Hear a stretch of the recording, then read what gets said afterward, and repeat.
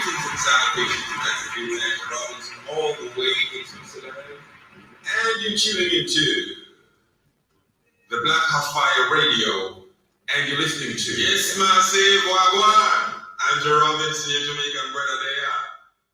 Reaching out to all the massive on the African continent, and you're tuning into the Pan-African Bliss Show with your host, none other than Joey. From Monday to Friday.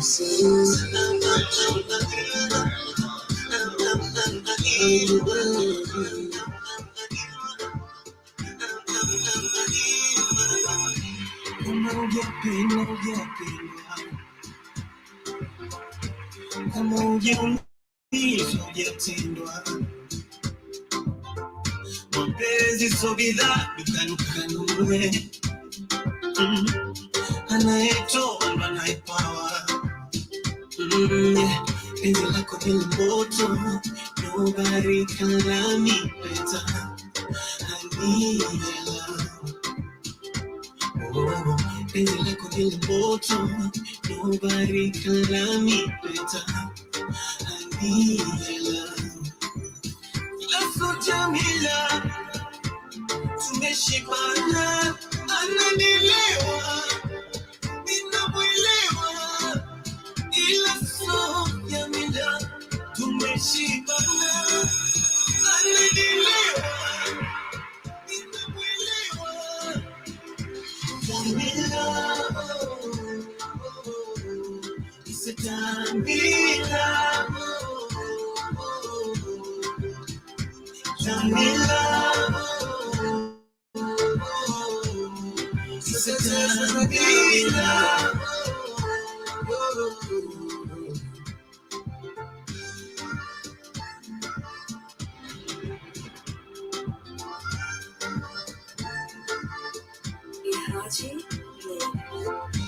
I'm out of town and I play straight to you. I'm all you need, don't go searching for. Been to hell, now we back, look where we are. Hey. This kind of love, no be by power. Dummy love, but you want the play, silly mommy love, out of the league.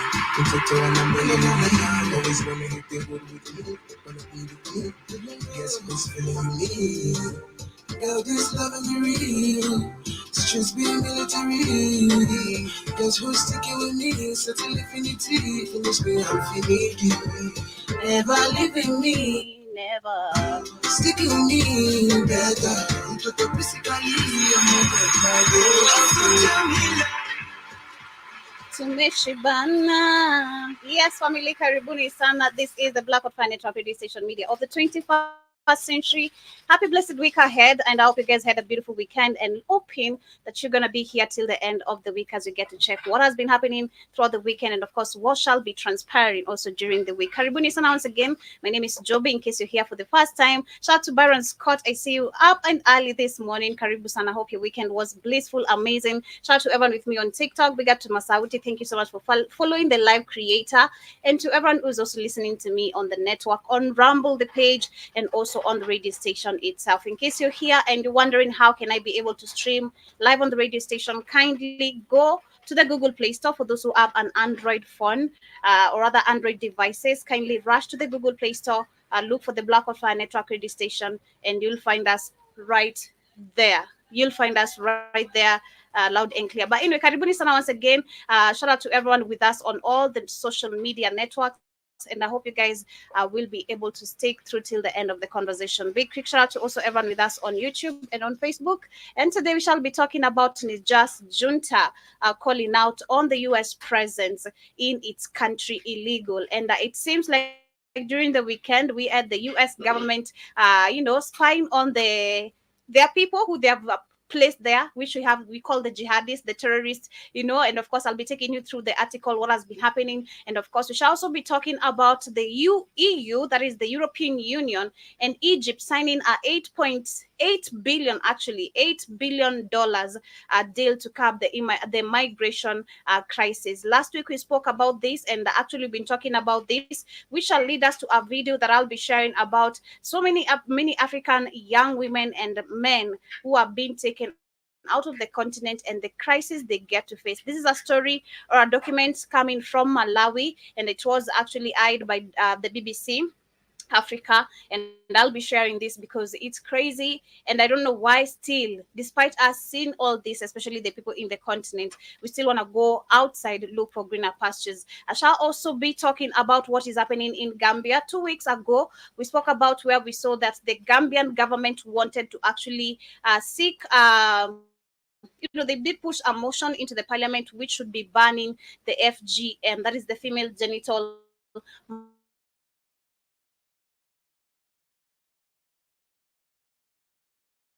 place. Shout out to everyone. Shout out to Marty.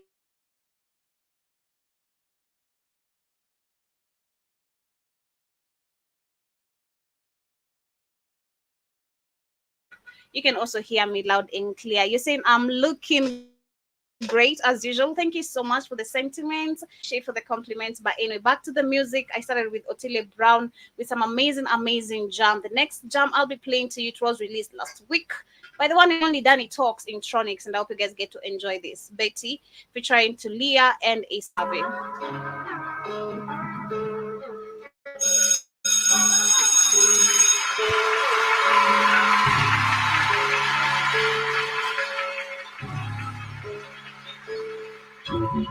Yes, remember we shall be coming back with the quote of the day as we get started with what is happening in the continent. Shout out to Munira Florence.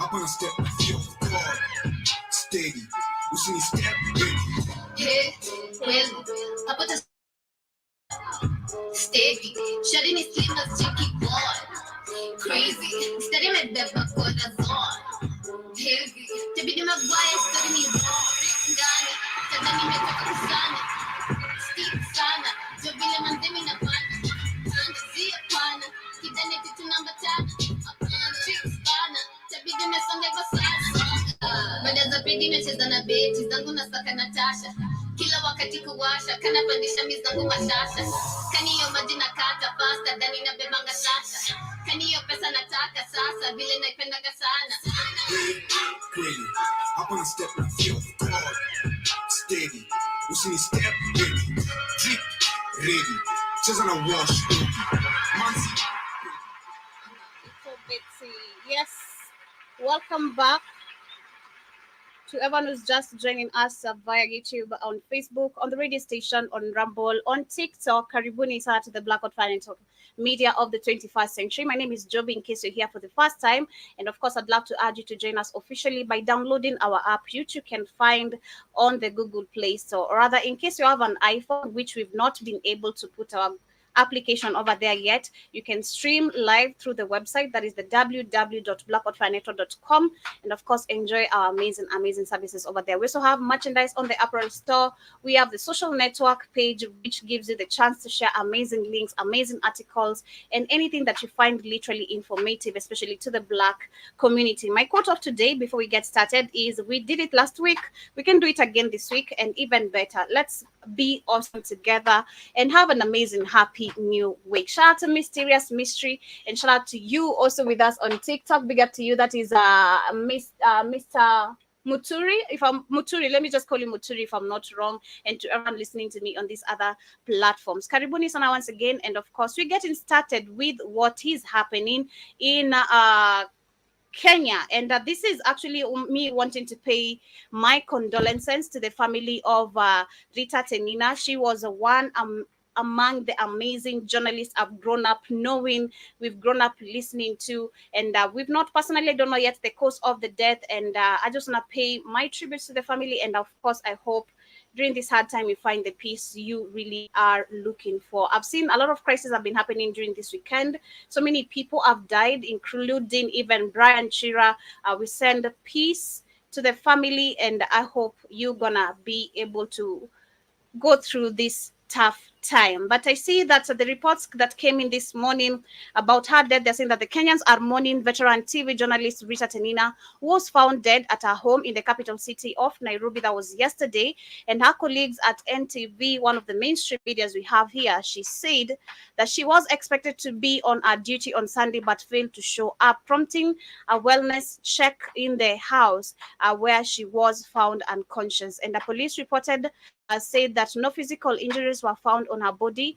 Tenina's sister told the police that the journalist was afflicted and that she had been suffering severe fever in the past week. The long-serving TV journalist was known for her captivating news features, some of which left the country gripped. And Mr. William Ruto did also write his eulogies on Twitter, of course. And of course, they're saying Kenyans on social media say that they will miss a skillful script writing and wordplay, which her colleagues have mourned as her hardworking, and reliable journalist. One of them also says that her passing leaves a void in the industry, and yet her legacy of storytelling and integrity will endure. And information ministry Eliud Owalo described Rita Tenina's contributions journalism as invaluable.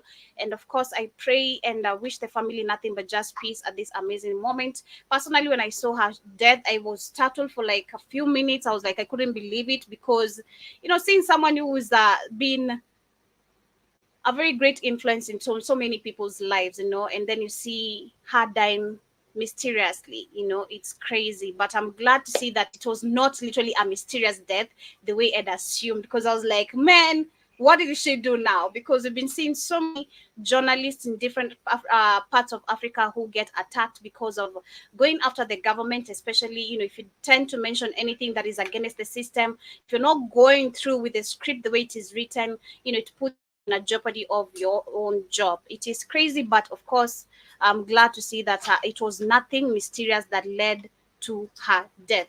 Moving on, this is about Gambia, which is among the conversation we shall be having today. And that was 2 weeks ago, where we saw Gambia and actually passed a bill to introduce to Parliament.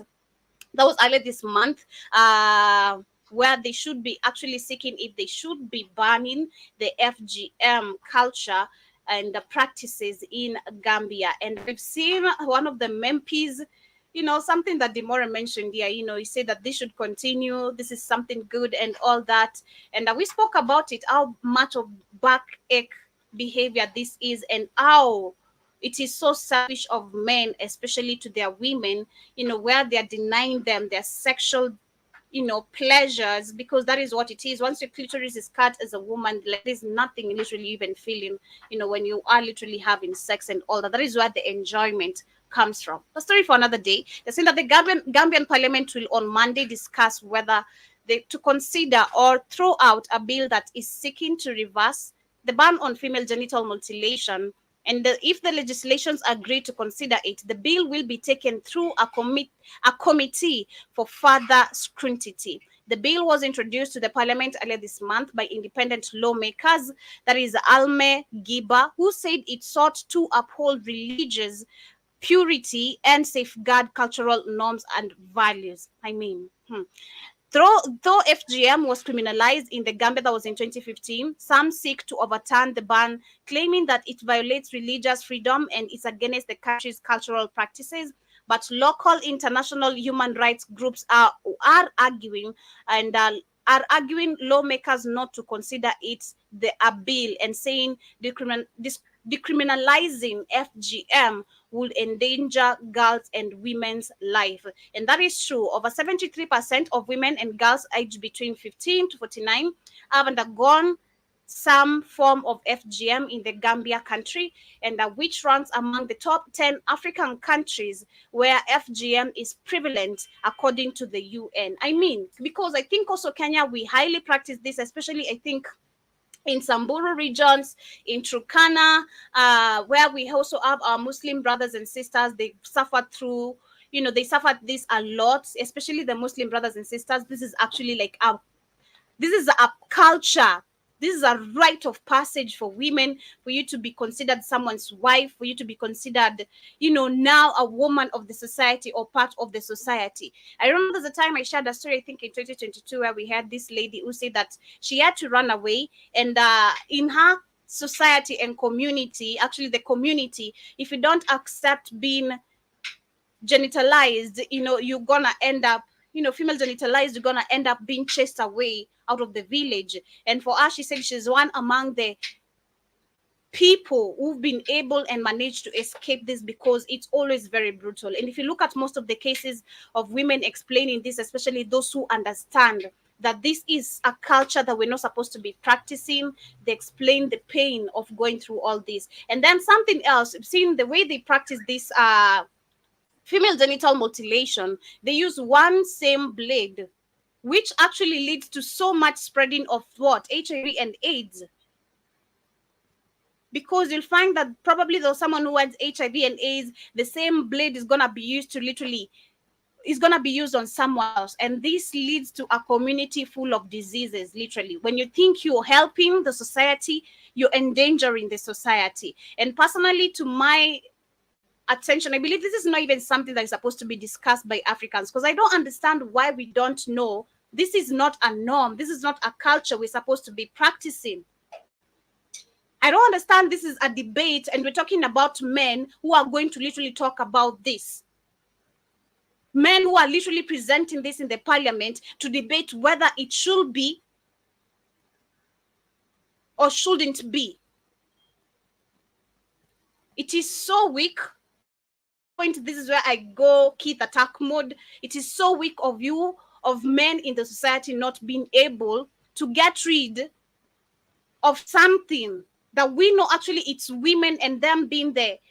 Because this understanding the women and children and the society norm, like women are the ones who teach children most of these things. So if it was like literally women who are forcing their children to practice all this, then it would make sense, and the men trying to fight this. But the crazy part is where men are part and parcel, deep, the ones promoting female genital mutilation. It is crazy, and it is such a shame to see that Africa as a continent itself has failed to be able to curb these kind of situations wholly. It only has to be Gambia, because you can hear Gambia is one among the top 10 African countries that are highly practicing on female genital mutilation. And this is actually results given by the UN, our same enemy, are the same people who are actually observant on how Africa will be so docile, because this comes with so much docility in it, like it or not. The moment they're able to still collect this data of kind of the practices we still actually we've so much prioritized, it gives them more sense to come and keep on and try to practice neocolonialism in Africa. I mean, if that is making sense to you. They also add that the FGM rate drops at 46% among the girls aged 14 and younger, according to the UNICEF.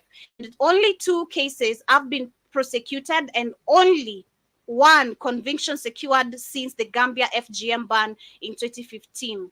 So I want to see how many girls, this is in Africa as a whole. Let's see how many girls in Africa as a whole that have died because of female genital mutilation. Let's see. Let me ask Google. How many girls and women have died because of FGM in Africa? So let's see.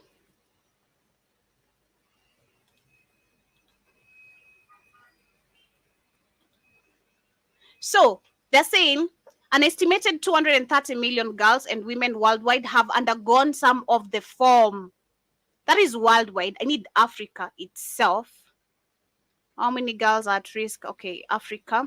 So according to the available data from 30 countries where FGM is practiced in the Western, Eastern, and northeastern regions of Africa, and some countries in the Middle East and Asia, more than 200 million girls and women are alive today and have been subjected to the practice of with more than 3 million girls estimated to be at risk. So 3 million girls that I think is still worldwide, because they did include Asia and all that. But I want to see in Africa, how is it? So this says female genital mutilation found to be leading cause of death in girls and young women in Africa. So let's read this before I get to continue. Let me share my article on this one and read. So they're saying that female genital mutilation is a leading cause of death in the countries where it is practiced, with over 44,000 additional women and young girls dying each year, a new study did reveal. That is by 2023. This is an article released in 2023, August 17th. The FGM accounts for more deaths in these countries than any cause other than enteric infections, usually resulting from consuming contaminated food and water, respiratory infections, or malaria, and remain illegal in 5 of the 28 countries where it is most practiced. Researchers are calling for FGM to be illegal in Mali, Malawi, Chad, Sierra Leone, and Liberia, given that legal change can lead to cultural change. And they also say that the efforts must be stepped and eliminate FGM in the countries where it is practiced. Publishing their findings in Nature scientific reports, research from the universities of and Exeter analyzed that numbers of the girls subjected to FGM are in Benin, Burkina Faso, Cameroon, Chad, Cote d'Ivoire, Egypt, Ethiopia, Guinea, Kenya. I knew Kenya must be there because I know.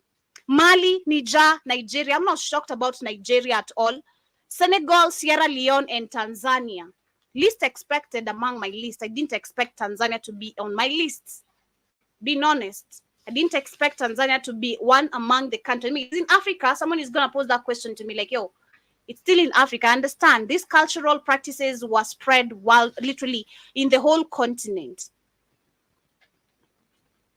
But how many countries have been able to fight this? I think the next research we're going to do is that. Let's continue. They're saying that they discovered that 50% increase in the number of girls undergoing FGM increases their 5-year mortality rate and leads to estimated 44,320 excess deaths per year across the countries where the practices do take.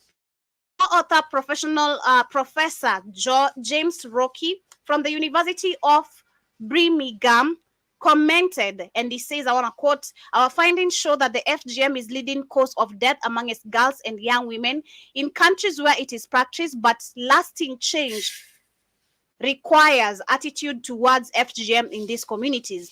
He also adds there is cause for optimism as work on non-communicable diseases show effective interventions are possible, but change is partial. If I'm pronouncing that correctly, partial. Attitudes often lags other societal change, and important first step will be FGM to be made illegal in the countries where it is within the law. And given that legal change can lead to cultural change. And that is true. I don't want to read the whole thing. So we can see that in a year,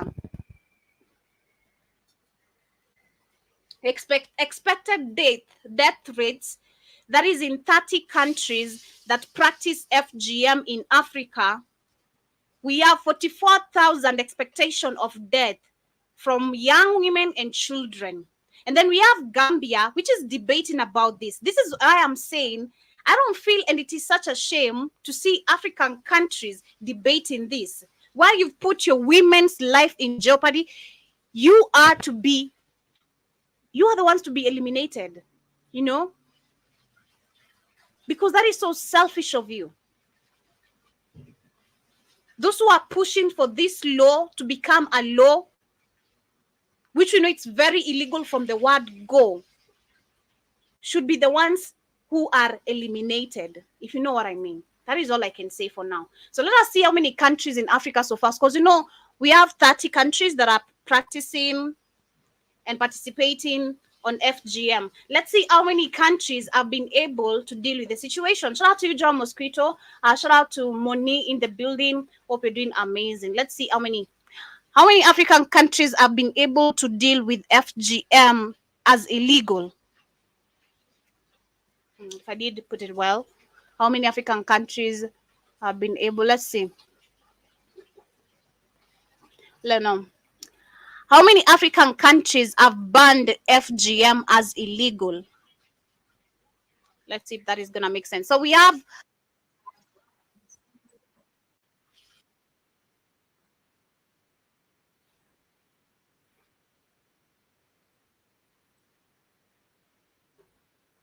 okay, so we only have 23 countries that have national laws in place to specifically ban FGM. 23. But 28 countries, which they said it's 30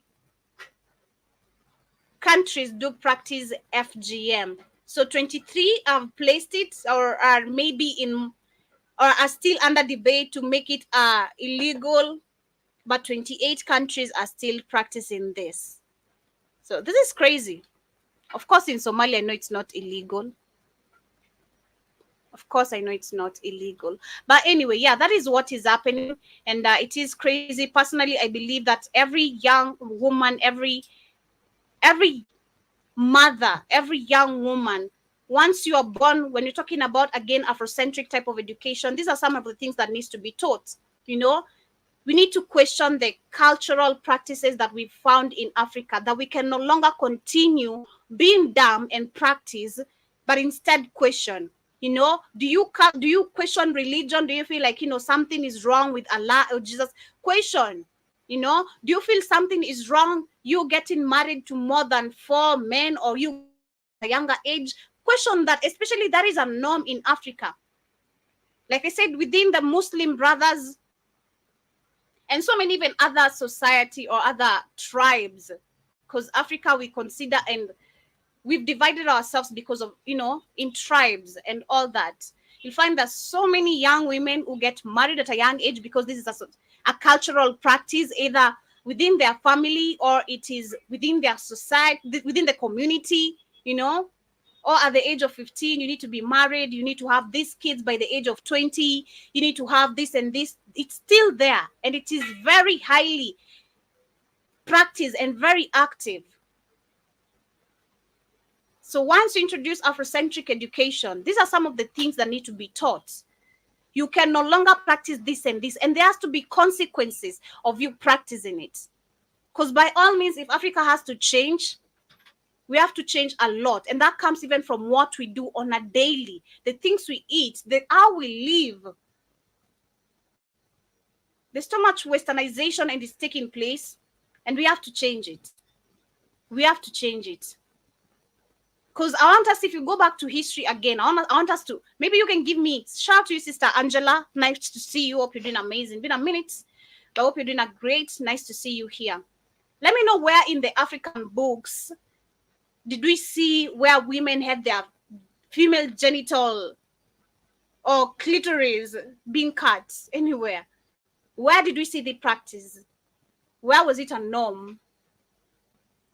Maybe I'm missing something on history. And maybe that's what Africans need to be taught so we can stop assuming it's not a norm. But I believe and I know nowhere, even in the Bible itself, in their fake book of lies, which they call the book of life, there's nowhere where I saw a woman clitoris was supposed to be cut out.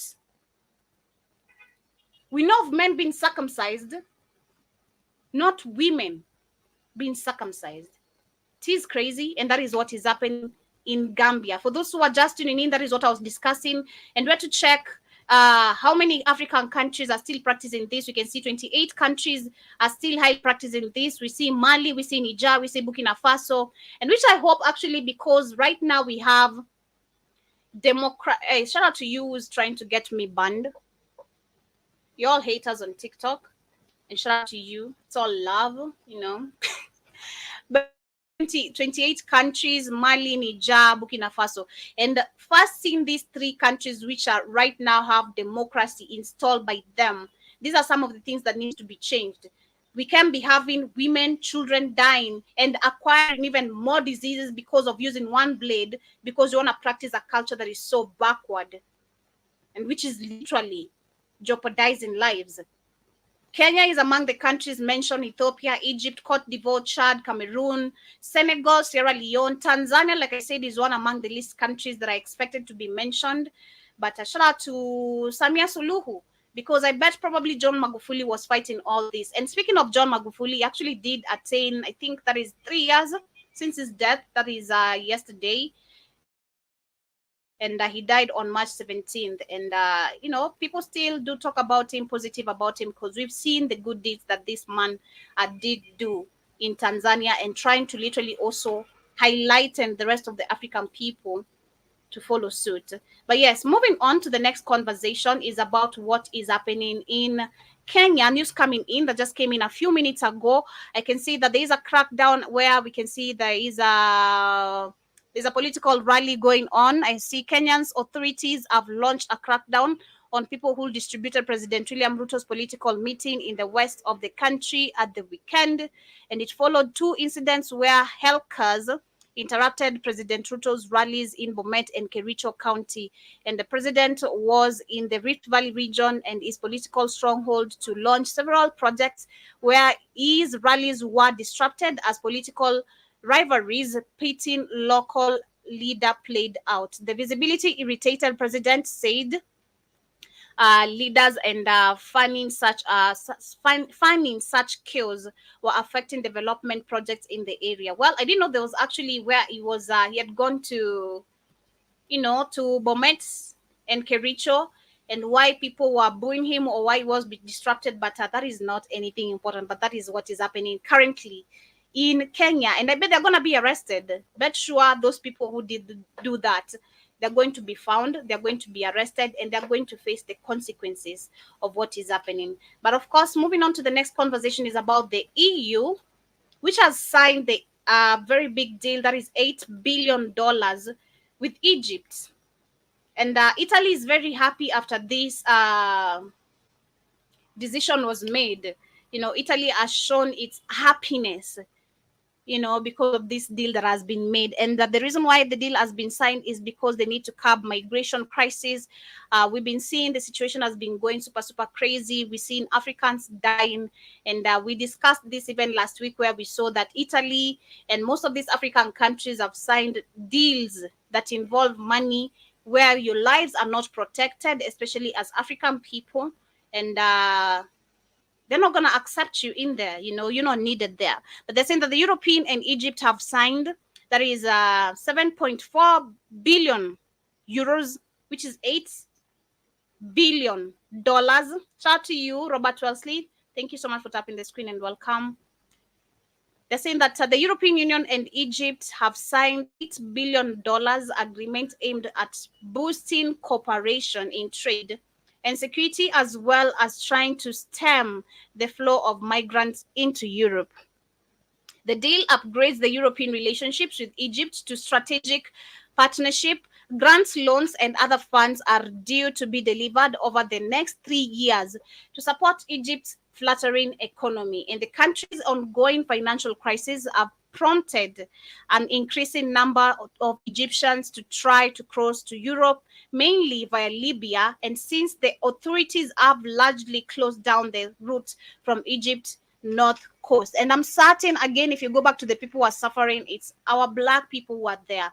Because I believe we still have, in every African country which we know is invaded, we still have Black communities, and who actually suffer the most. They suffer the most and literally get least favors of the country. That's the same way in Libya, the same way in Tunisia, the same way in these countries that we know were originally African, but we have invaders. it. So I'm certain all these loans, it's not going to benefit none of the Black Egyptians, the indigenous people there. And I believe that the same people are actually running to go get greener pastures, because the next video I'm about to share is about Malawi. And they also add that this shall encompass tackling the root causes through development, focused solutions, and improving regular migration routes. And the European Union has in the past signed similar deals with other African countries.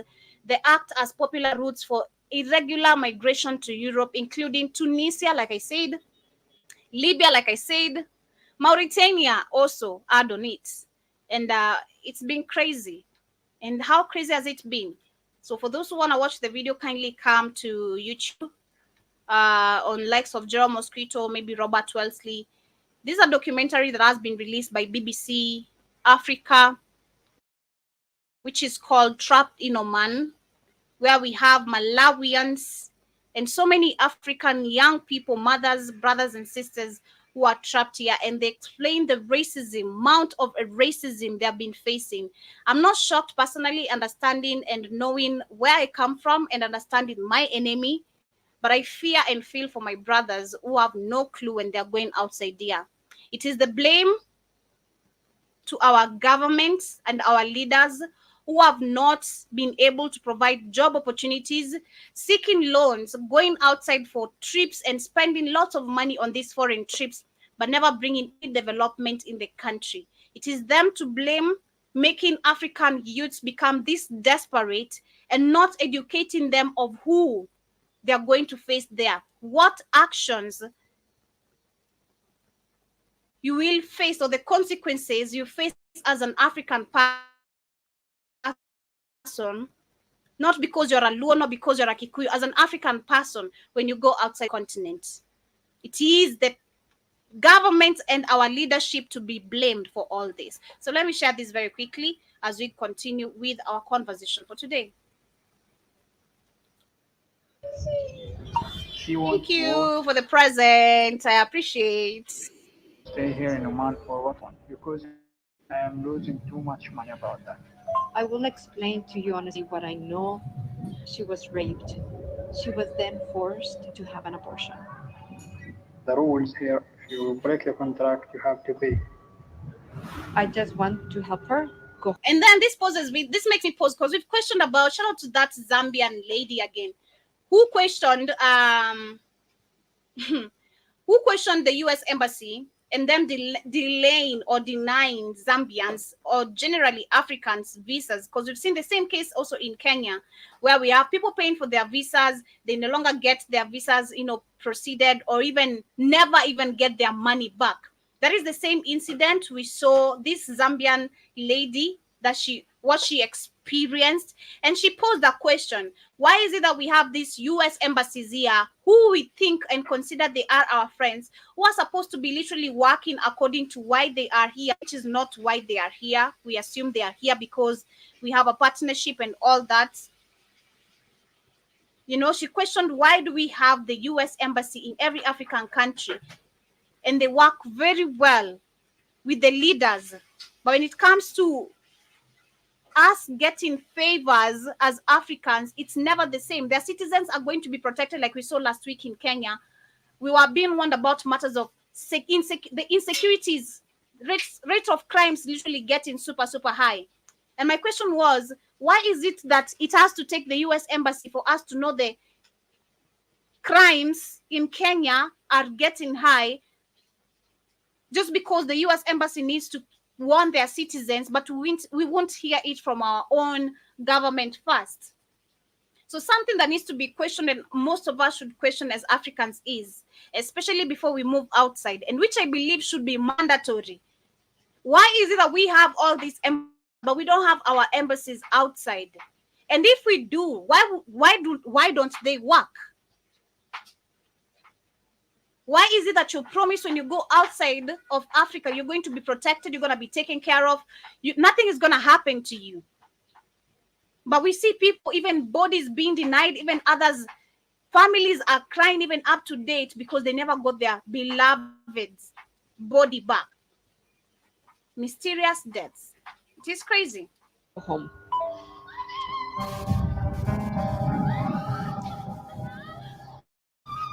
I feel like I'm It's not just Kenya, Robert. It is bad, but it's not just Kenya. I want you to understand that, because this is actually coming from Malawi.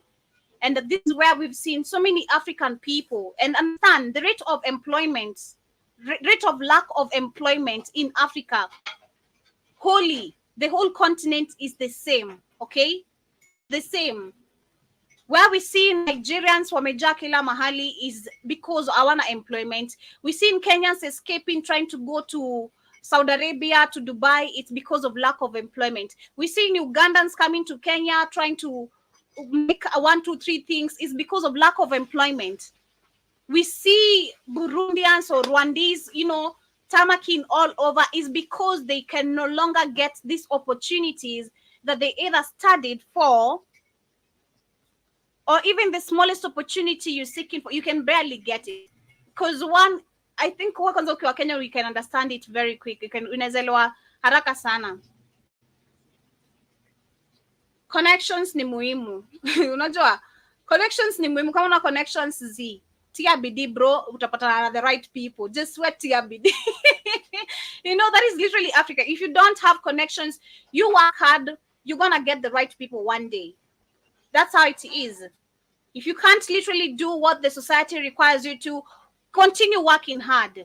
Like, it's literally upewe nipe nikupe ndo upate kitu. But the people who choose to not do nipe nikupe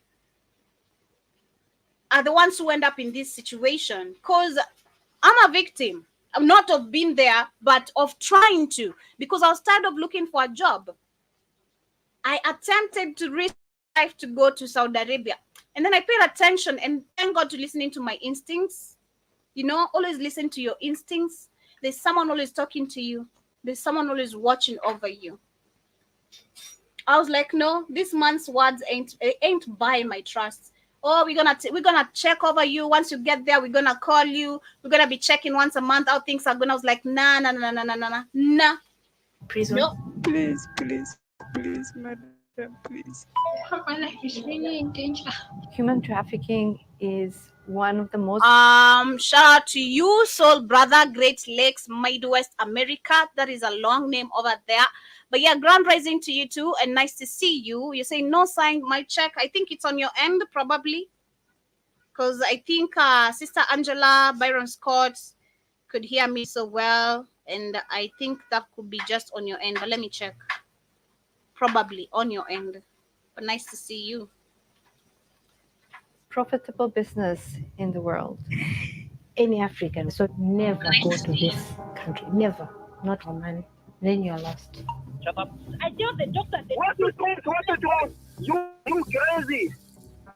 I was angry. You're saying that noni mentally, it's all over Africa. Yes, noni mentally, Africans wana wazungu wakiwa more successful than them. That is true, and that is something that we were trying to pick. That was I think last week or 2 weeks ago on the Africa Today show. On one of the videos I shared of this Mzungu claiming why they are racist and why, if they stop being racist, how effective it is and all that. But that aside, there's something Anita Ivy from that video, she broke it down and she was like, understanding the docility of Africans' mindset, and then understanding the nature of a white man who's naturally racist, one, who naturally their culture is all about taking. This is why we have, slavery and all this that happened. Them is just stealing of our artifacts, them stealing our resources, which is still very active today, even in the continent of Africa. The reason why there's a term she used.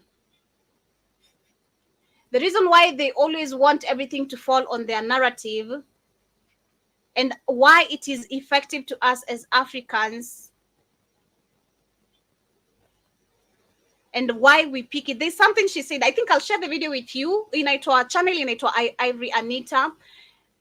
I think I'll share the video with you on this TikTok after I'm done. It is very informative, but she was breaking it down, why they are racist, why their narrative will always be favoring them, and how that makes us feel belittled, how we belittle ourselves, because every narrative favors them, favors the white people, and that is where the black man has failed to literally be able to understand that I'm better than these people, you know. But again, if you understand well, and I bet you're so woke to understand, and before you understood what you know, we've been all lied to, you know. We've been all been given fake education, fake knowledge, fake religion, a lot of things which favored the Mzungu. So literally I think and which is very relevant to me, because me waking up or me understanding all these things, it took me time, you know, and it takes patience as well, you know, with your people, for them to be able to become very fully woke. But at the same time, we just have idiots. And sorry to say, sorry for my, you know, pardon my French, but we just have morons. Kid calls them morons. We have morons for real. Like, there are people you'll try educate, instead of them questioning you to seek better, you know, more information from them. They want to argue with you, you know. They want to argue with you instead of them seeking more information apart from what you just told them. And then that is why why the African mindset will remain, before we fully wake up, all of us, you know, because some of us are waking up. People are waking up. The truth is literally outside here. If you tap into it, if it taps into you, if you're ready, you're going to be educated. You're going to meet the right group of people who actually are in the same vibration as you, and things are going to become much easier for you to understand what you're dealing with in reality and in the fake world and all that. I think I made a lot of sense. You understood me, right? I think you did. I was crying. This is modern slavery. That's what I think. We want our people back. How can you buy somebody else's freedom? That is what they do. That is what they do every single time. When we see Kenya has received a loan, Africa has received this amount of loan, that is how our freedom has been boosted. And it's crazy. We think we're dependent as a continent. We celebrate independence every now and then, every year. But we're so enslaved, especially when it comes to the IMF, the World Bank. Oh my. So enslaved.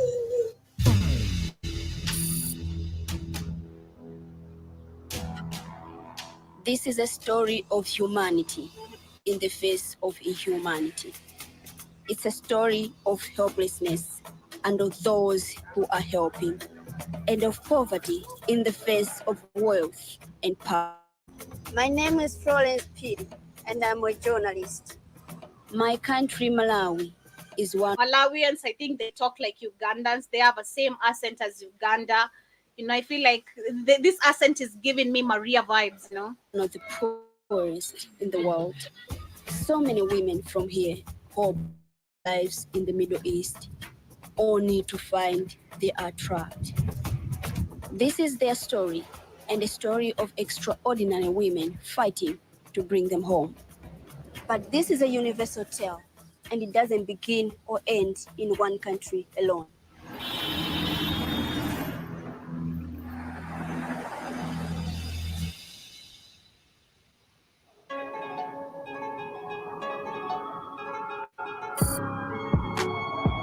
Get in here, get in here, get in here. What do we have here? I'm watching live from Nigeria, Lagos, Kapena Tachedo. No, my brother, you are just right in time. Otis, long time, how are you doing? Somebody here is asking, like, what will you tell us about Oman? I will not advise you to go to Oman. I will not want even my enemies to go through that. I am a Malawian. Even though I live here in America, I was born a Malawian, and that will never change. They take me as if I'm a dog, not a human being, because these people, they are very bad. Over the past 2 years, I became a social media activist and have almost 25,000 followers. over a year ago, I saw this post, and this was a young woman. Her name was Georgina, who was explaining that I am in Oman. I came here only to realize that I am trapped. Are you alone in Oman? She told me no. There are many girls. They also want help because they are trapped in Oman. They have locked me in my room. Now I'm in my room. I don't know what to do. They have owned me and they've come and locked me. So I'll not share the whole video. It's kind of slow for me. But if you want to watch the whole thing, let me share the link with you guys for those who'd love to watch the whole video. Here is the link, and you guys can maybe,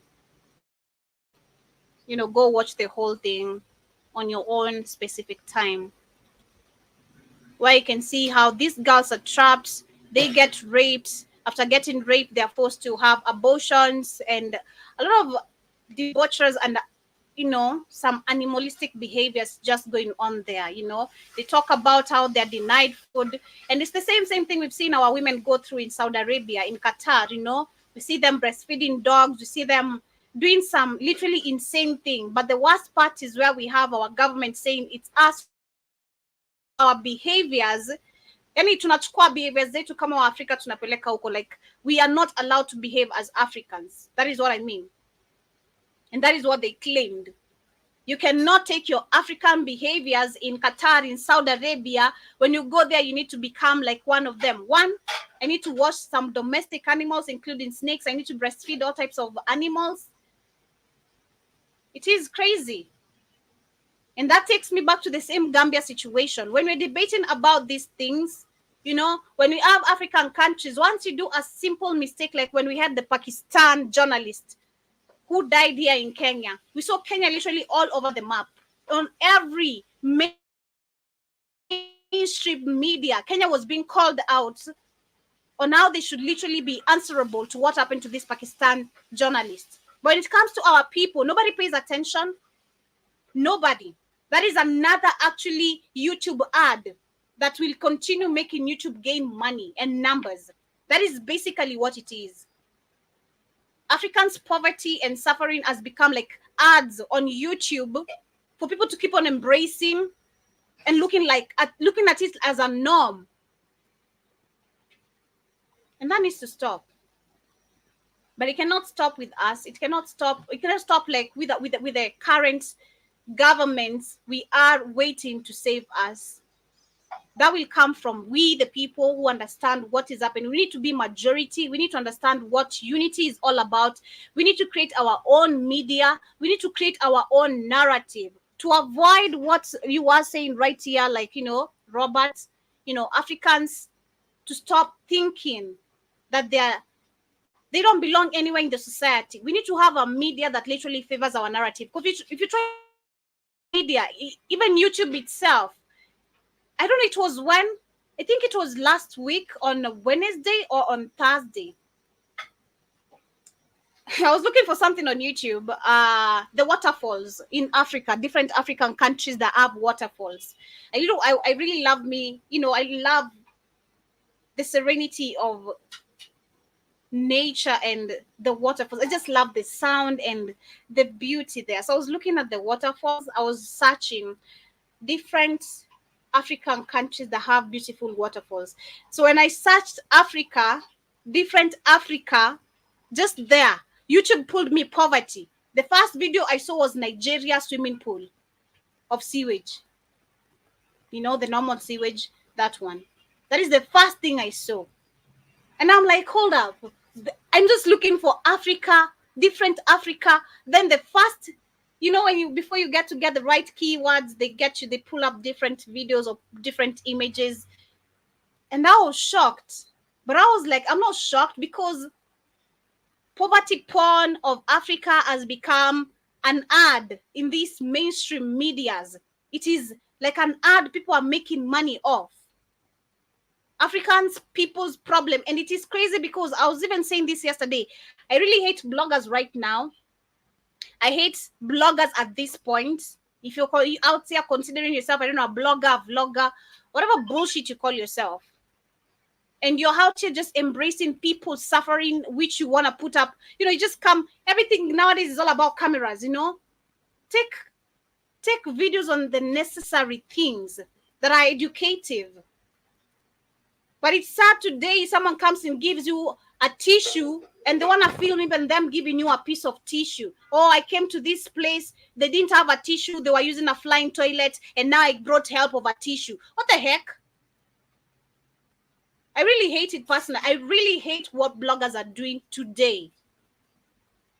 Because you don't understand that you're literally you're helping someone feed the narrative that they have been feeding for so long to the world, and it is about the Africa poverty porn. It is so crazy. It is so sad. And I've been going through that. Whatever is happening in that video on Malawi, I've shared the link down below for those who are with me on YouTube. If you'd love to catch the rest of the video, kindly do. Educate your people. Like we said last week, Africans, no matter where we are, you need to be educated. You can't be moving to places blindly, you know. We're seeing Black Americans, when they come here, they're getting death sentences as well. They're literally being killed. And that is because, again, poverty porn mindset, you know. I'm not good enough. This brother is good enough. They came from America. So I'm going to try become their friends. If they're going to give me money, fine. They're going to be my reliable source. Like, I'm going to rely on this one. So it's either they give me money or not. If they don't, I have an easy way of teaching them which culture they don't know. And that is what the ladies in Gambia have been facing, or the ladies going to Gambia from America have been facing. Because you're meeting people who have been denied opportunities. So once you come here, understand you are an opportunist. And you need to be careful. You can't move just blindly. You're going to be preyed on. Yeah, you're going to be preyed on. But anyway, that is what is happening in Malawi. And of course, the reason why I share that is because of what we can see the European Union and Egypt has done, which you can see there is a $8.8 billion that has been put on the table. And understanding Italy also did sign this with Tunisia, Libya, and Italy is very happy about it. Do remember that? Italy has expressed happiness because of this decision that has been made between the EU and Egypt. So Africans, your lives are not safe. The greener pastures are right here. We have a lot of wealth. We have gold. We have silver. We have cobalt. We have iron. We have tea, we have coffee, we have bananas. We have literally a lot of things that you need right here. When you talk about resources, we're so blessed. And that's why I was so mad to understand when you look at the African wealth and ability that we have, because we do have it. Personally, I always love tracking my mind back and the world today. When I was young, how we used to practice farming, how this brought so much money in our family, how we were so considered wealthy, because we became distributors of food. Like it is something beautiful, especially when you have assets. When you have assets, I mean, there's nothing impossible for you as African people. Trust me. And if you network, if you work together, that is what I mean.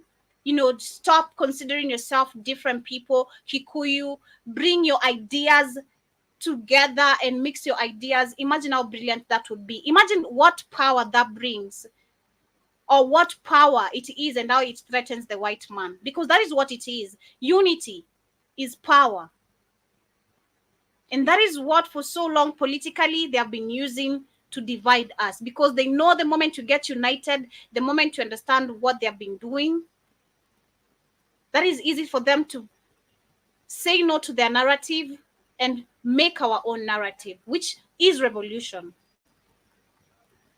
Let me know what you think about this, for those who are just tuning in, or for those who are here with me. Moving to the next conversation is about Uganda. Percentage is 3.6, and it feels like this is a shocking thing, or Uganda is shocked by this. I wonder why.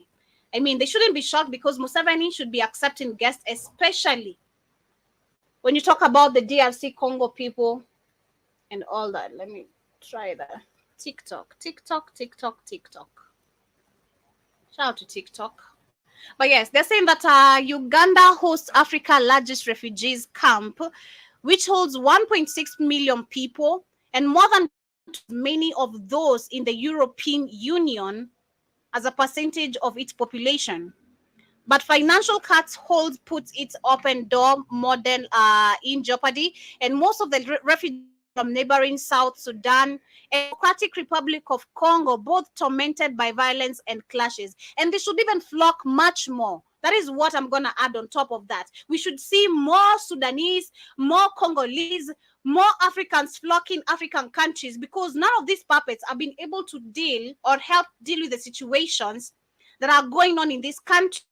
What we're so much focused on actually is Israel-Palestine war crisis. Nobody's talking about DRC Congo. Nobody's debating about this matter. Nobody's even taking this to the criminal court. But we're seeing Israel being accused of, well, nobody's accusing Israel of being part and parcel of funding what is happening in DRC Congo, because we know right now controls the world. We just don't know why them. I'm still here to understand that part. But we know who controls the world. But nobody's going to talk about this. KD himself. I mean, it's crazy. And you understand we have no power as a continent. Once you see a president can't even talk about the matters going on in his country. The only thing this guy did is open his mouth to do is call out on the UN peacekeepers to withdraw from the country. That is by the end of the year, which we saw they did. But only during the election dates. And my analysis about that, them withdrawing about, that is during the election date, is because they knew the youths were gathered. And again, I said unity is power. And once people are united, you can't kill them all. You can't kill them all. Your bullets are not that enough. You'll be knocked out. Skedi has failed to literally talk about what is happening in his country. Kabisa completely. We saw last week, shout out to Kagame and Skedi himself, they were supposed to hold a talk. This is for them to be able to talk about the situation that have been going on, the back and forth accusation, which we know it's Rwanda and Uganda that are very, very guilty about this. They're funded by the US to put on their troops out there, to distract people. The Congolese people already know this, so there's nothing to hide. So much information outside. People know. The only thing we can't know, and we should come from the Rwandese, is the treatment of this guy in his country. Because people praise him so well. People assume he's such a good guy outside there. But Kagame is a brutal person. Why won't people talk from his country? We don't see journalists. You don't see entertainment. Oh, actually my nail tech is a Rwandese. Out in his country, even clubbing. In Rwanda, clubbing is a problem. My nail tech is a Rwandese, and he was telling me in Rwanda, even clubbing, you can't be heard making these crazy noises we always get right here in Kenya. You can't. That country is very restricted. He also mentioned to me how where their women don't actually work. Their women are supposed to be staying at home. They don't like seeing their women tired. That is the Rwandese, because he was giving me a comparison of the difference between the Kenyan ladies and the Rwandese ladies. What's the difference between the two cultures? And he said that for Kenya, he says women are very hardworking. Unlike in Rwanda, women are not allowed to work. You're just supposed to be a beautiful wife staying at home. You don't talk. You just keep quiet, be taken care of. It is crazy.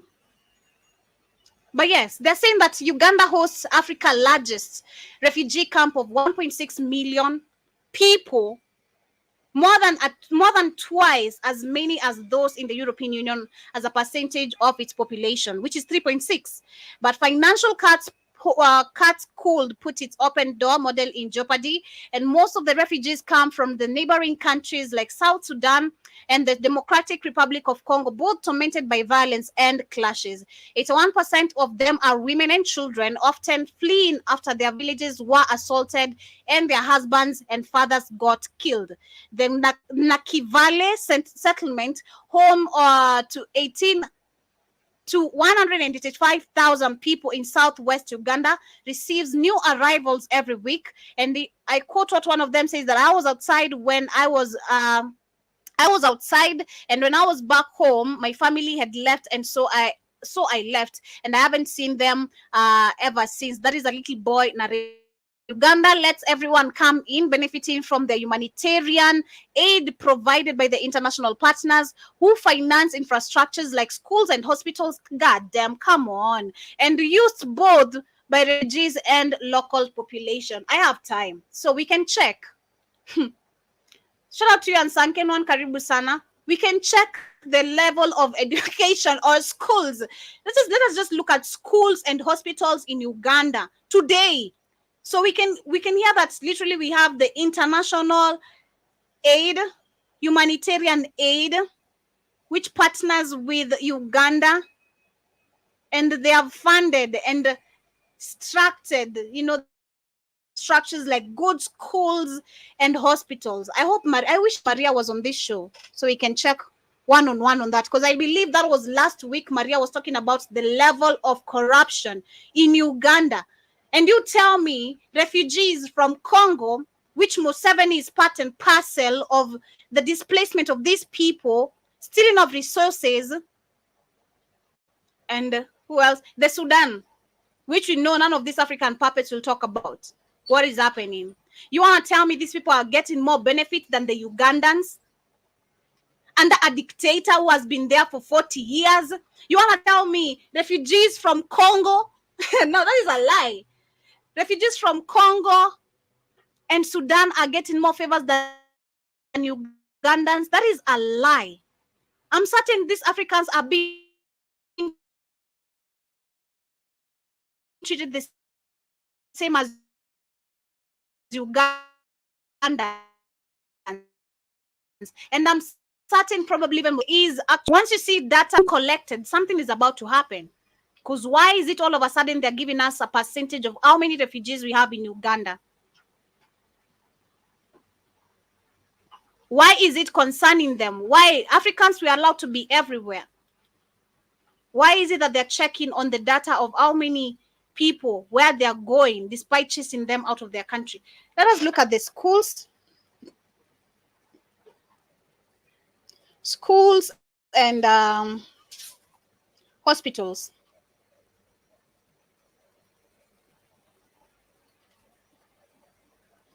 In Uganda today. Let's see this. So this was I want a recent one.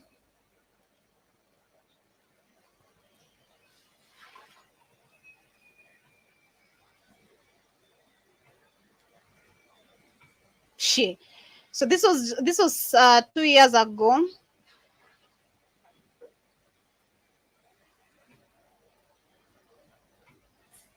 And then I remember there's a time we saw there's even I think in Uganda still, we have a school that allows men to put on dresses, if I'm not wrong. Somebody shared that on, I think it was you on Sankenon or K. Williams. Somebody shared that on the WhatsApp chat some time back. I think that I can't stay today, but your hair is, thank you. I appreciate. Nice to see you, and thank you for checking in. So let us look at this one before we get to move on. I wanted to find I wanted a bad one, the worst one, since they know how to display level of poverty or promote poverty porn in Africa. I wanted to see the worst one, but let me try this one. Education matters. A universal right to expand horizons and offer better prospects. The passport to a better life. Yet around the globe, schools and institutions are at breaking points. Systems are deemed to be no longer fit for purpose. Rethinking what schools are and how they work. identifying the skills and knowledge needed in the 21st century. Now, a new wave of rebel education is sweeping the world. Rebel educators are radically changing the way people learn, challenging the old ways and bucking the system. Hi to Jiba Jaba and Karibu. Creating opportunities which will affect individuals and entire communities.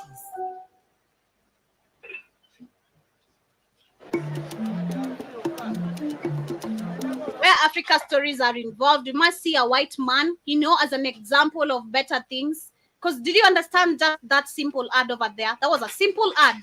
Or for you to have better education and better systems, you must go the European way or the Asian way. Because what did we just see there? Some Asians and Chinese. Why won't you see the best schools or the best education coming from Africa? Or the images coming from Africa and the children? Or because we got none? We have nothing.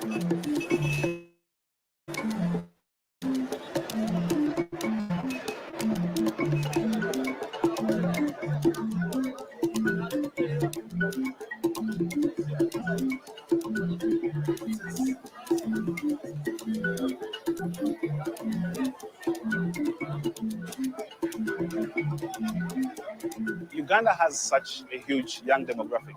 Over 70% of the population is actually young people under the age of 30. And the challenge that we are having is that there is a mismatch between the number of students that graduate from school and available jobs on the market. There's a mismatch, and this is always in every African country or the whole continent. There's a mismatch. The level of education and the availability of jobs. Because how many people do we have that have degrees, PhDs, masters, and all that? But if you look at when it comes to the same equality of opportunities that should be given outside there, the opportunities are less. They are very less. It's very common for you to go to marketplaces and you find young people doing different kinds of things. Most of them actually come without any plan of what they're going to do for the day, but they just come and station here. Maybe they'll get a very kind person and they ask them to carry for them things. Exactly. And you'll find that these people are the same people who have vandalized, terror. They are always just not always in peace because of the so-called city councils. The city councils who are sent by the same system won't make job opportunities available.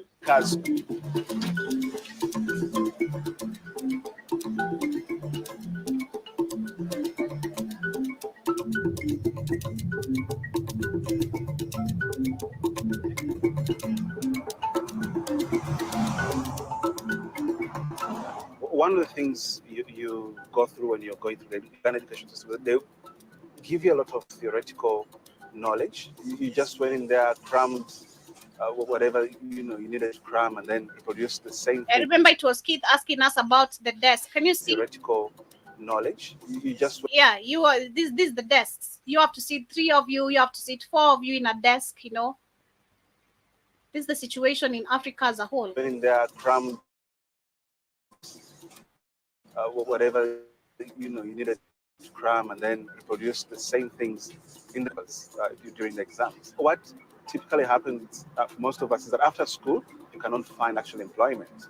You don't actually have the right skills for you to get employed. So if an employer is going to give you a job, they have to first train you again on very, basic skills, I should say, like communication or critical thinking, skills that ideally education should be providing to you. You're frustrated because you had all this hope. Your parents have invested so much of money, the money they had. Yeah, even selling land, selling goats. Make sure you go to school. Yeah. With hope that actually after you're done with school, you have decent employment and you'll be able to help your brothers or sisters. But after school, actually, you sit down and you're stranded because that promise has been broken. Out of the over 500,000 Ugandans that actually come out of university, the economy is only able to actually provide jobs for about 90,000. So you can imagine what happens to the other 400. What do they do? And if they've not been equipped with the right skills to start their own businesses, what's going to happen to them?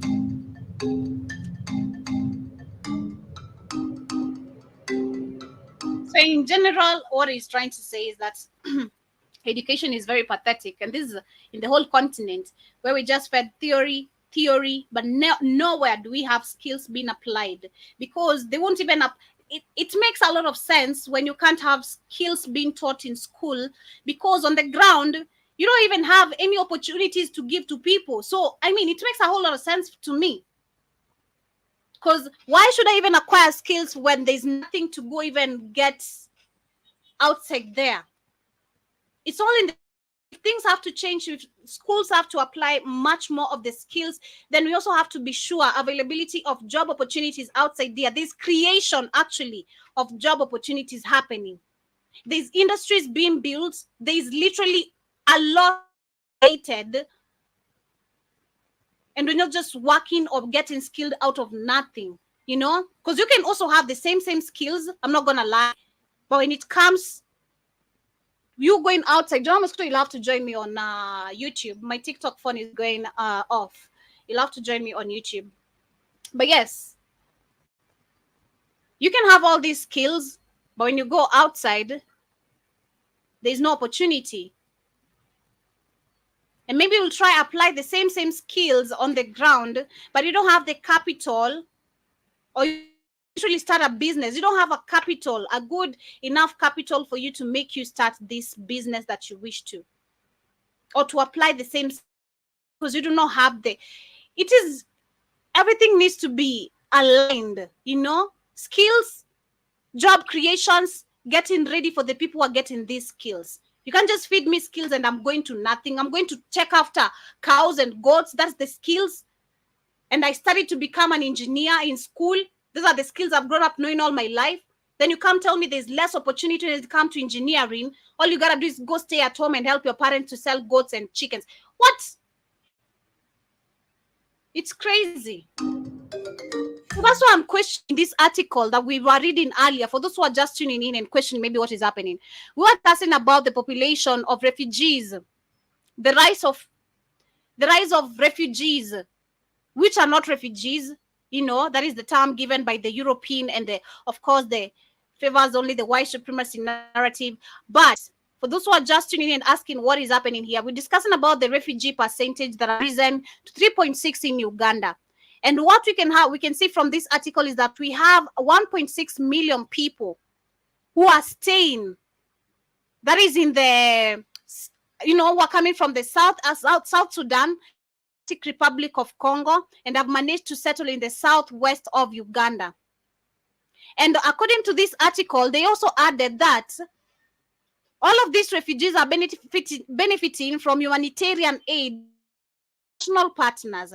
And my question is, you want to tell me refugees are getting more help?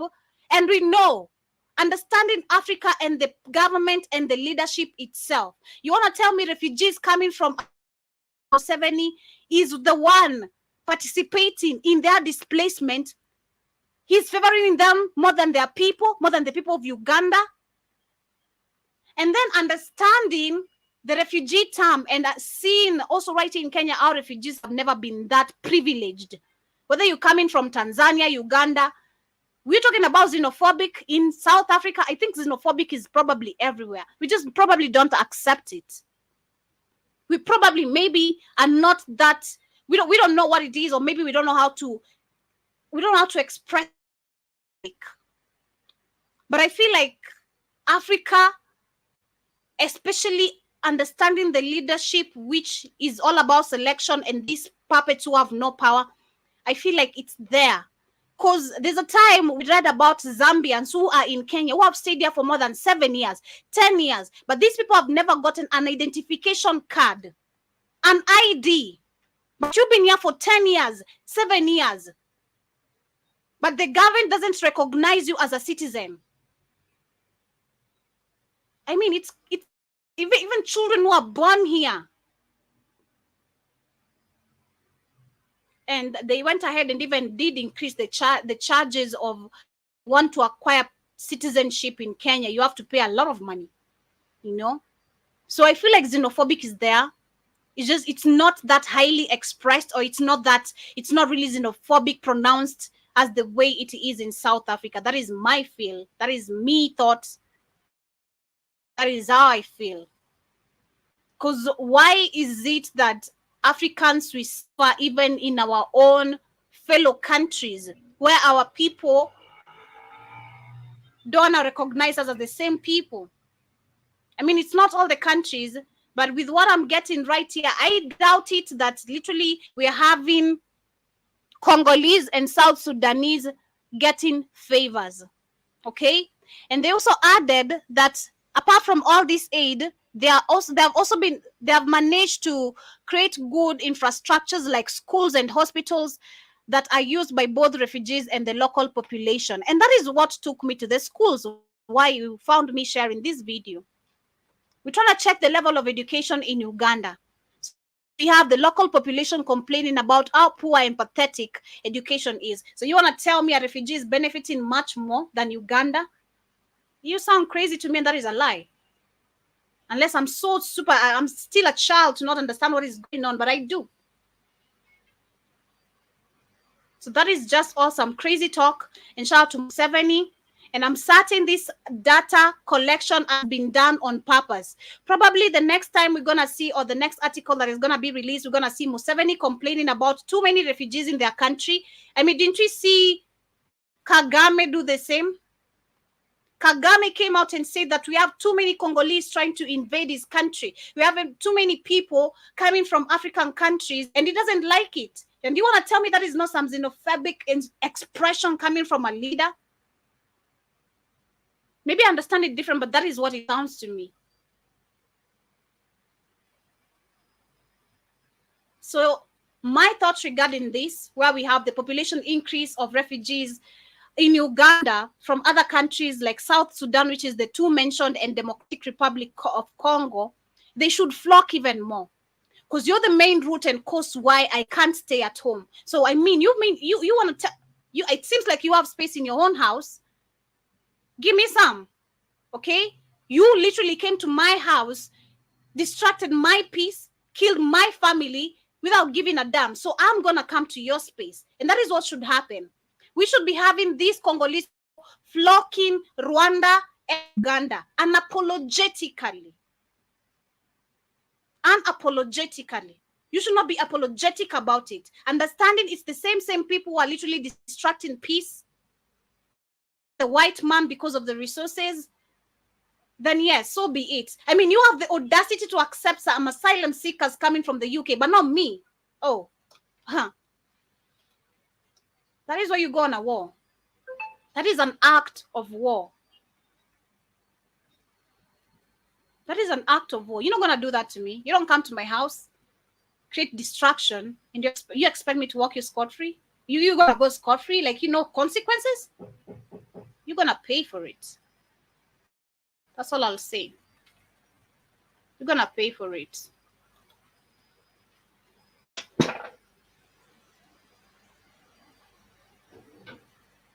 Wrong timing, though.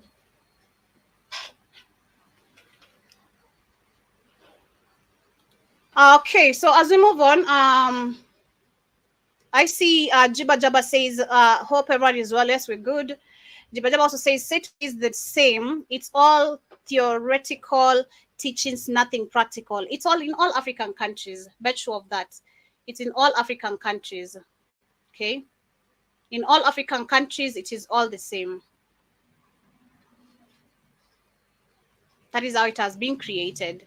And I also see you saying that you are on your own if you're lucky to graduate. I know it's crazy and it needs to be. I mean, at this point, personally, I'd not advise to spend money on school. That is just me. Okay? I feel like that is a waste of money. Not unless the schools, the system of education, we're seeing more skills. And as we have skills, like I said, we need to ensure outside these opportunities being created by this system. We can't just go blindly like that. We can't. We cannot. But I also see Jiba Jaba says that that is criminal to treat a population like this. It is, but that is what we deal with in the continent. Damn straight jobby, 100% time and talent wasted. It is very highly wasted. It is very highly wasted because we also have a lot of talents, but they end up being taken away. I mean, I've seen so many African children who come with skills of architect, but you'll see a Chinese company coming and offering these families some amounts of money, then these skills or the talent is snatched away. The idea of your original shit is taken away, and someone else is gonna rename all this under their name, which is so unfair. Because I've seen the African government do this all the time. We'll have a kid who's so brilliant, who's gonna come up with a brilliant skill, or probably they're very talented, but this is gonna be snatched away from them. Just like that. Jibajab also says that Black unity has no time for tribalism or xenophobia towards other Black Africans or Black Americans. I agree with you. But apparently we fail to realize this. Because I didn't know, if I try to think about it, I feel like we do have xenophobic behaviors in every African country. We thought South Africa, just because openly show it. I want you to look at the laws and regulations of your country as an African. Look at how many refugees we have in your country. Ask them, how many years have they been there? What favors have they gotten from the government of the country that they are in? Because personally, I remember it very well, like it was yesterday. Zambians complaining of just not being acknowledged as Kenyans, not being considered as Kenyans, because they're not. For you to be considered as a Kenyan, you need to pay amounts of money, like I said right now. For you to get an identification card, you have to pay a lot of money right now. And you want to tell me that is not some xenophobic type of behavior? It is to me. I don't know, but to me, it is. It's just that we don't want to openly say it, that we are xenophobic. But I feel like we are xenophobic. Not me though, and not our people, but I feel like our government is xenophobic. Our leadership is xenophobic. So we're going to be checking out what's the next move of them collecting this data. Are we going to see Museveni talking about it? Or what is going to be happening? Is it going to make a speech like Kagame? Or what is going to happen? But moving on, before we get to the major focus of the day, before I get to wind up, it's about Congo, where we can see that there is a reinstatement of the death penalty. And this has been come about, that is after more than 20 years. And they're saying that, let me share this article as I get to read. Joe Mosquito, I told you my phone was going off and I told you to come on YouTube. That's what happened. I'd given you a warning before the phone going off. So shout out to you. They're saying that Congo has lifted a more than 2-decade-old moratorium, if I'm pronouncing it correctly, on the death penalty as authorities struggle to curb violence and militant attacks in the country, according to the Justice Ministry statement released on Friday. The statement, dated earlier this week, said that the ban from 2023 allowed Ofad accused of treason and espionage to get away without proper punishment, and the Eastern Congo has been riddled by conflict for decades and linked to more than 120 armed groups fighting for land and power, and in some cases protecting their communities. The government said that the violence in the East has plagued the country with the recurrent conflict and resulted in a surge of attacks that has spread terror among the communities. In recent years, M23 rebel group, the most dominant in the region, which alleged links neighboring Rwanda, has contributed to attacks in the village, forcing them to flee from their cities. And it is super, super crazy. And personally, I do feel like most African countries where we're facing insecurity or some crazy distractions that we know are funded, we should have death penalty.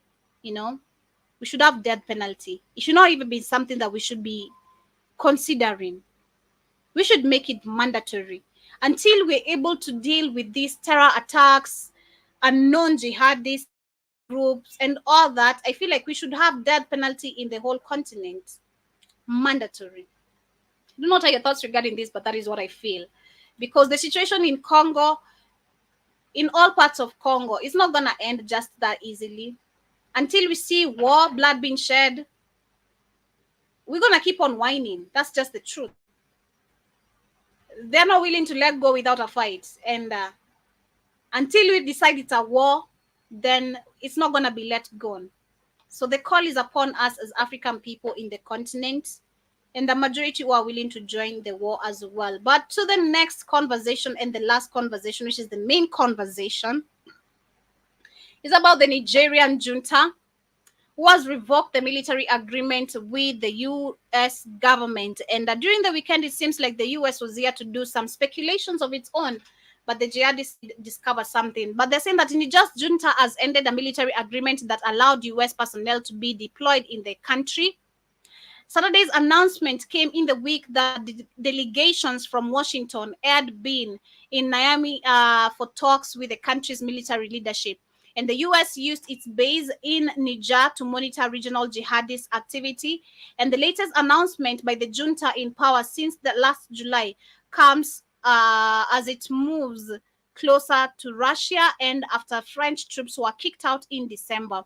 The U.S. presence on the territory on the territory of the Republic of Niger is illegal. That is what he said, and violates all the constitutional and democratic rules which would require the sovereign people to be consulted of a foreign army on its territory. Niger's military spokesperson was the one giving the information, and he also alleged that the U.S. delegations had accused Niger of making a secret deal to supply uranium to Iran. The colonel, who is the spokesperson, described the accusation as cynical, and reminiscent of the Second Iraq War. And finally, he suggested that the U.S. had raised obligations about the allies, and Niger had chosen the government of Niger, therefore, strongly to denounce the condescending attitude combined with the threat of the reprisals of the head of the American delegations against the government of the people of Niger. Referring to the Nigerian's government military council by the initials, the U.S. Department spokesperson Matthew Miller said, and I quote, "Aware of the statement which follows Frank's decision at senior level in Niamey this week is about our concerns with the just bullshit nonsense here." And I'm glad to see that this country still stand with their decision. Because all this is just unnecessary explanation. Unnecessary, so unnecessary. I'm glad to see Niger, Mali, and Burkina Faso standing firm with their decision. I'm glad to see, actually, despite last week's sanctions being lifted, they're not even bothered. You see, they're so unbothered. Unlike what we see Museveni do all the time, like the sanctions being lifted and all that, Museveni will come say, "Yo, thank you. You know, you're all bullshit. You know, we don't need your help anymore. We can do it ourselves," and all that. Just some crazy talk that he does every single time. But Niger, Burkina Faso, and Mali, none of them have literally communicated after the sanctions were lifted. Even before they were announced to be lifted, they didn't speak or even say a thing. And I'm glad to see these decisions being made. I see Jabba says, "My question is, will the U.S. destroy that drone base if before they leave? Will Biden invade now that the French is out?" Well, I believe it's up to Niger to destroy the drone, because we can't trust the same enemies who have put, a target or, a setup here, right here for us to be the one to dissolve its own destruction. I mean, you can't wait for your enemy who's about to bomb you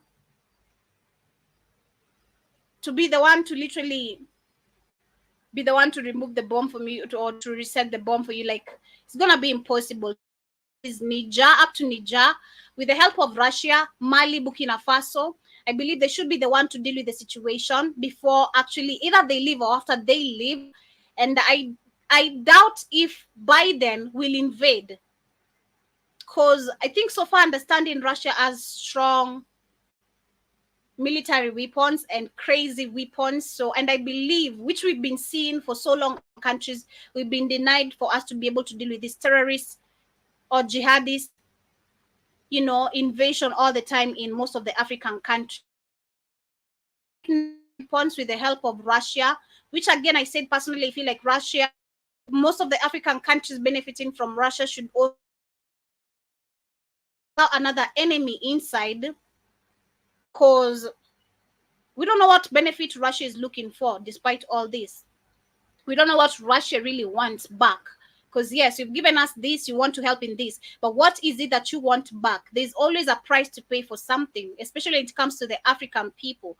They may be need resources, but what is it you need? Why are you helping?